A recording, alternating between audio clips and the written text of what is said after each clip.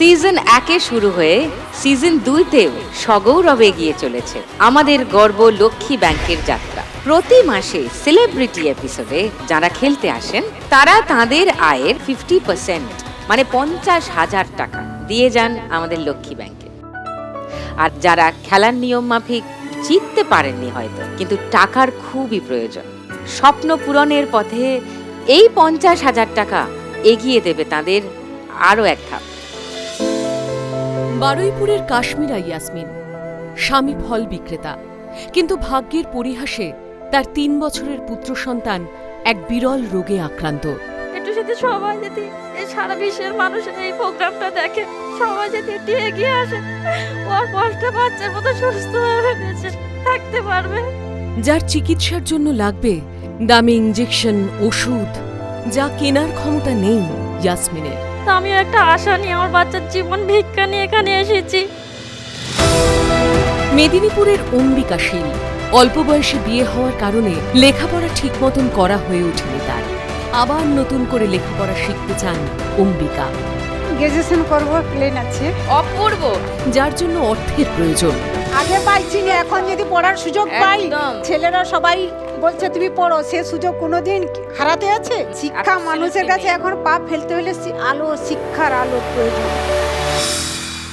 বাঁকুড়ার কণিকা মণ্ডল স্বামীর হৃদরোগে আক্রান্ত, পেট চালাতে ভিন রাজ্যে হেল্পারের কাজ করেন, কিন্তু তার চিকিৎসার পিছনে খরচ হয় অনেকটা টাকা।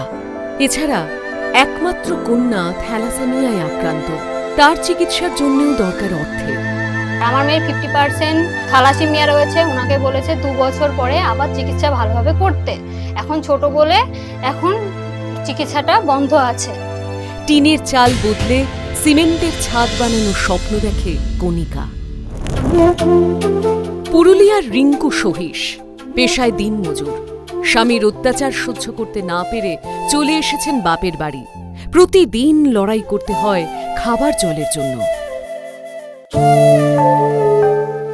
নদীর চর থেকে বালি খুঁড়ে খাবার জল জোগাড় করতে হয় তাকে।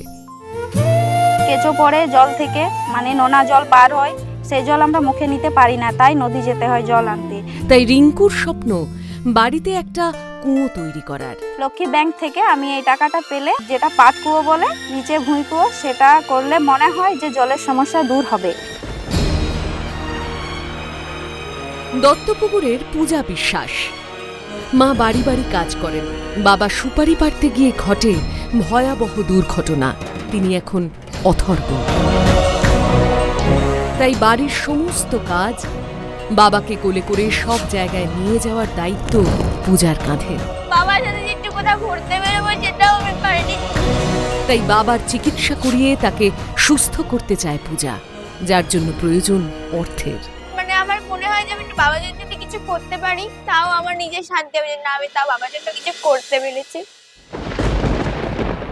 লক্ষ্মীর ব্যাংক থেকে প্রতি মাসের শেষের ফিনালেতে আমরা এরকম করেই সেই সব মা লক্ষ্মীদের ডেকে তাদের হাতে তুলে দিতে পারবো 50,000 করে টাকা। সান বাংলাকে অনেক ধন্যবাদ। লাখ টাকা লক্ষ্মী লাভকে অসংখ্য ধন্যবাদ। সান বাংলাকে অনেক অনেক ধন্যবাদ। লক্ষ্মী ব্যাংকে অসংখ্য ধন্যবাদ এই টাকাটা আমাকে দেওয়ার জন্য। লাখ টাকার লক্ষ্মী লাভকে অশেষ অশেষ ধন্যবাদ আমি জানাই, এবং সবাই ভালো থাকুক। আমাদের একটাই লক্ষ্য, যেন আরো বেশি সংখ্যক বাংলার মা লক্ষ্মীদের সাহায্য করতে পারি। এগিয়ে চলুক বাংলার লক্ষ্মীরা, সত্যি হোক সকলের স্বপ্ন। লাখ টাকার লক্ষ্মী লাভ সিজন 2 প্রতিদিন সন্ধ্যে 7টায় শুধুমাত্র সান বাংলায়।